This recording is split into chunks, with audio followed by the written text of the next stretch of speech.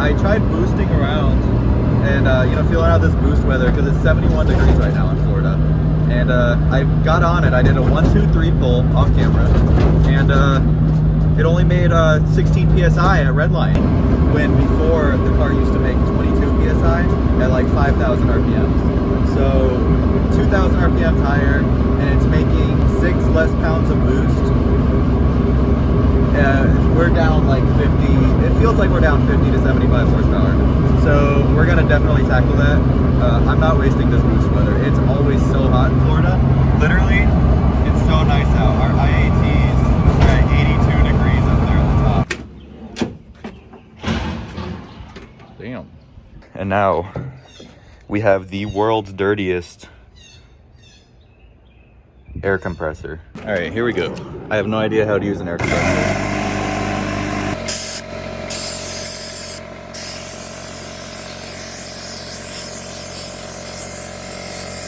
Unquick release our bumper right here.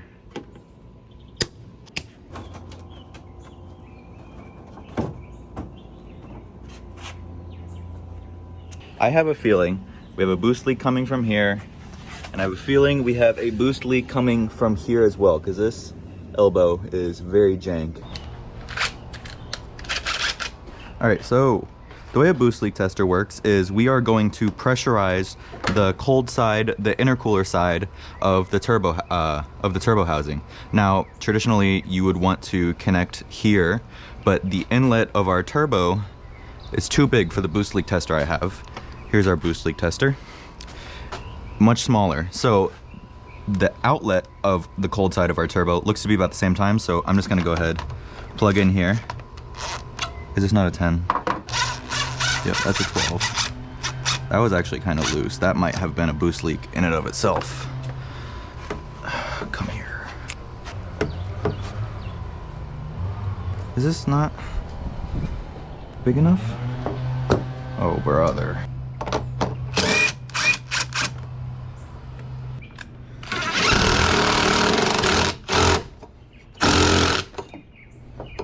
Hopefully that stays. All right, now we can put on our fitting. Our fitting right. Oh, I gotta adapt it. Get just the tool for this. An appropriately sized wrench. If it works, it ain't stupid.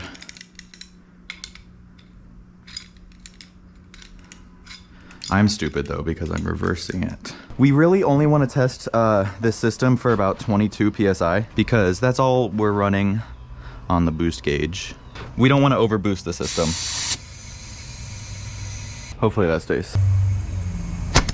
Oh, that hurt.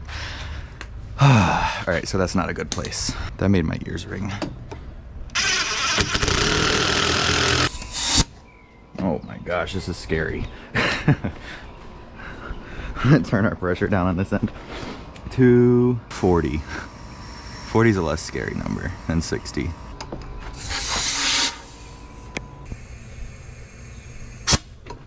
All right, there's 10 psi.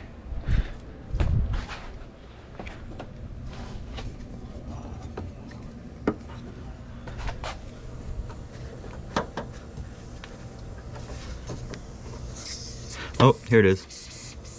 Hear that? There's our boost leak. There's where our horse pressures are going to. Oh no, do we have a hole in this hose? It's just leaking so bad.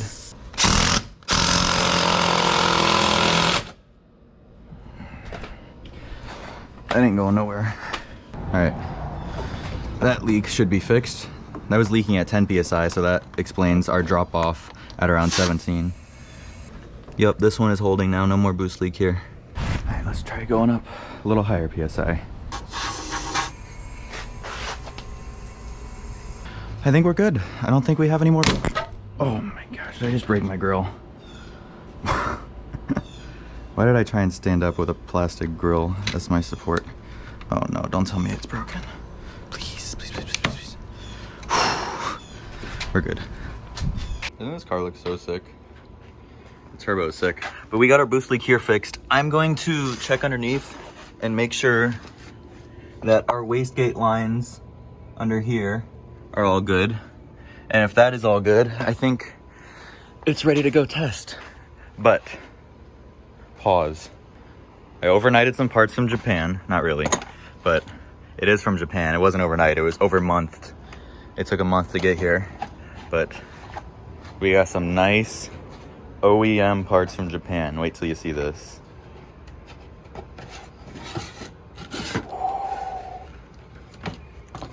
Look at this, boys. Look at this brand new spark. I forget what it's called. Spark plug valley cover, coil pack cover. Yeah, that's what it's called. This thing is so nice. I don't know why. This is how they look OEM. They have the red VVTi and the black turbo 2500. I don't know why the original owner of this motor, not the guy who swapped the car, but the guy who owned this motor before Kyle did, like sanded this whole thing down and made it look wonky. But this thing is nice. We got the nice polished Toyota logo. Let me see. We're gonna throw this on real quick. Get this nasty thing out my engine bay.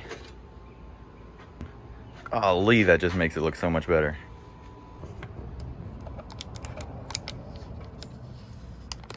It'll never be this clean again.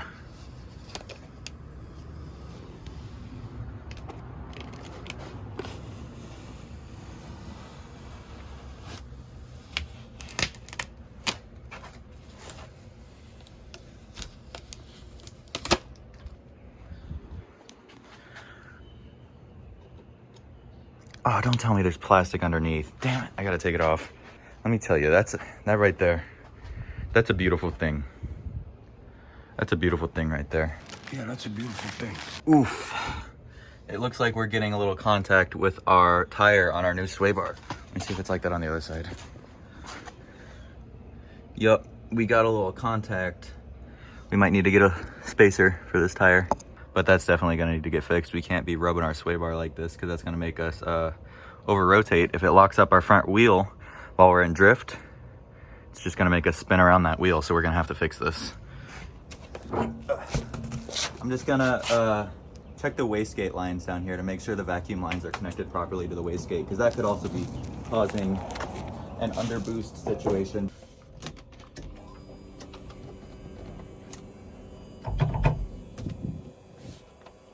I'm gonna start the car to make sure that we have no exhaust leak before the turbo, because that could also be causing a boost loss. So I'm gonna go ahead and feel for an exhaust leak.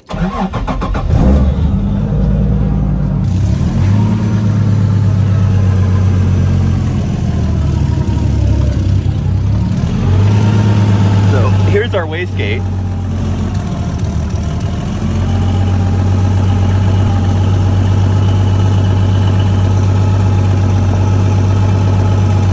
Oh, actually I do feel an exhaust leak right here. There is an exhaust leak right at the wastegate. That's a boost loss right there, I feel it. All right, after breathing in a lot of fiberglass, I think I have the wastegate on straight now. You can give it another start to try. I don't have the up pipe connected, the screamer pipe, but we will hopefully be able to see if it's leaking.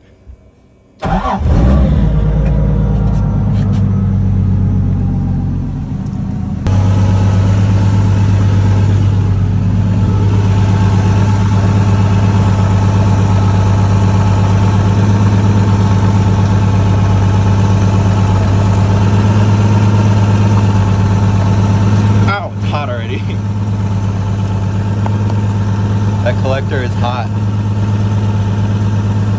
All right, no wastegate leak.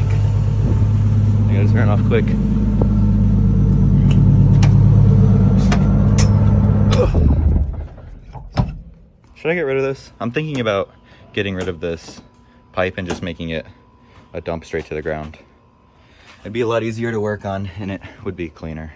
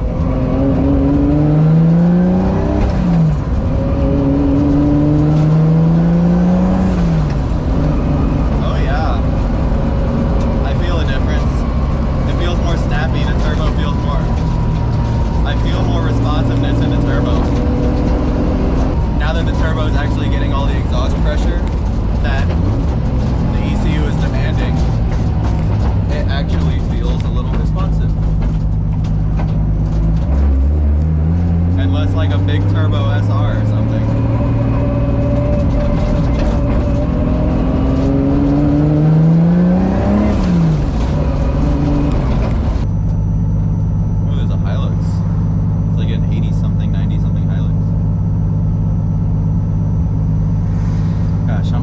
I haven't eaten yet today still, and it's sunset.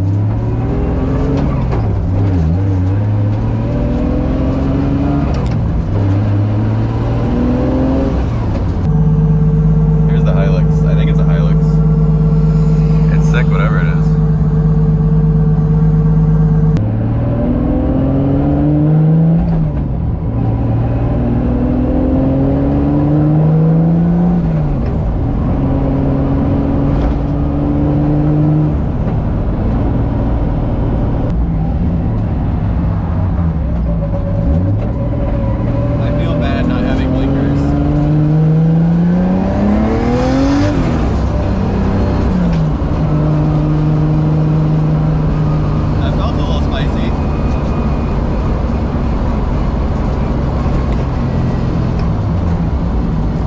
Full throttle, and I didn't rev it out, but that felt kind of spicy. There's so much sun I can't see my dash, so I don't know how much boost that was.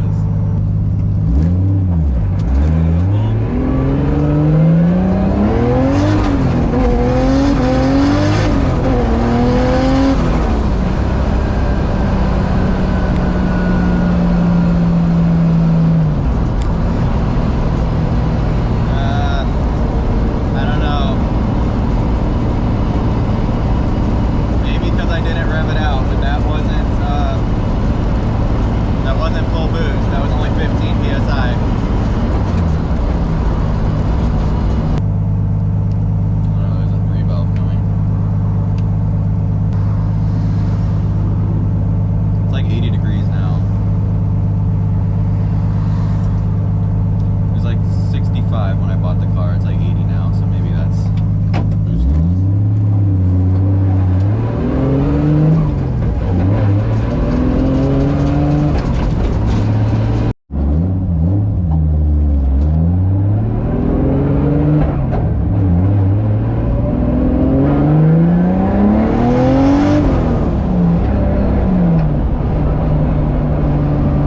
It only made 13 PSI in second gear.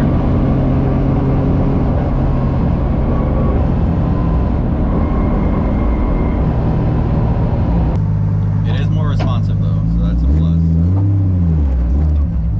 Doesn't feel so laggy. Maybe third gear.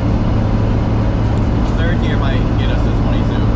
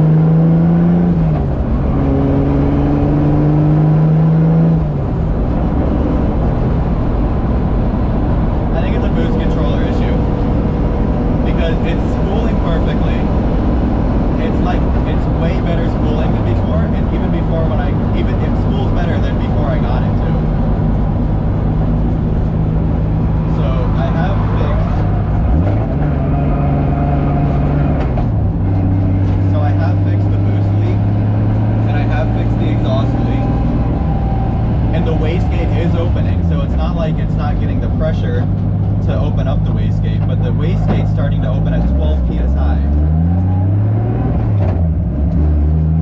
And I don't know what spring this wastegate has, but if it is a 12 psi spring, which it very well could be, then our boost controller just isn't turning on. But I don't know. That wouldn't explain it going up to 15. That could just be boost creep though. It could be a 12 psi spring and it's boost creeping to 15 psi. That's the only thing I can think of. Either I'm crazy and it never used to hit 22 psi and that's just a number I made up in my head and it felt faster before because it was cold out. Or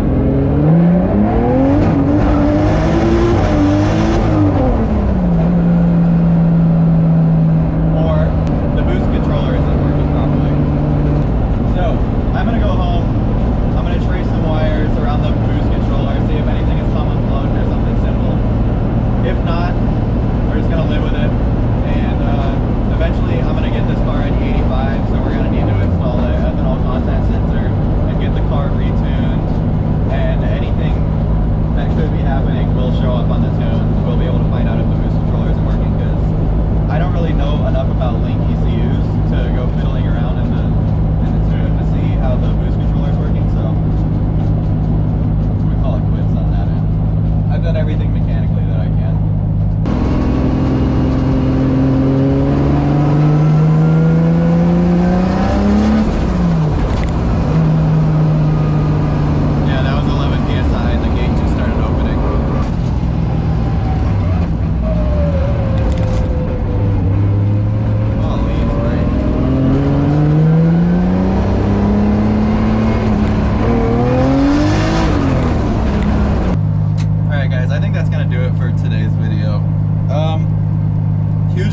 With the spool of this car.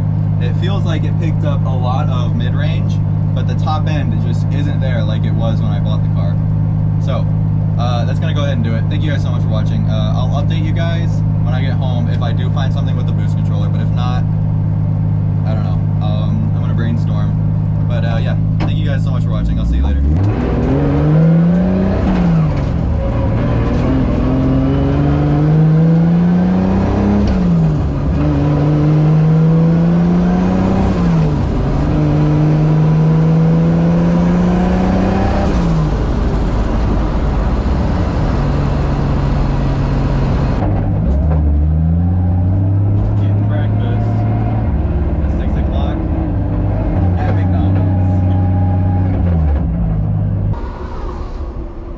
Probably just needs a quarter pounder. That'll bring the boost up quite a bit.